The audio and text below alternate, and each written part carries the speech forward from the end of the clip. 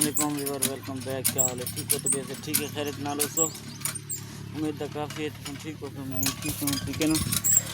उधम कब्रिस्तान दे विच एक कबर का ना नवा तवीज़ बनाना पक्की करनी है। कबर पक्की कराने की तो वीडियो दिखेंगे इंशाल्लाह, ठीक है ना। ये उस्मान है, पानी भरना खड़े सब वीडियो। उम्मीद है काफ़ी अच्छी लगे तो सारी वीडियो लाइक करो, शेयर करो, कमेंट करो।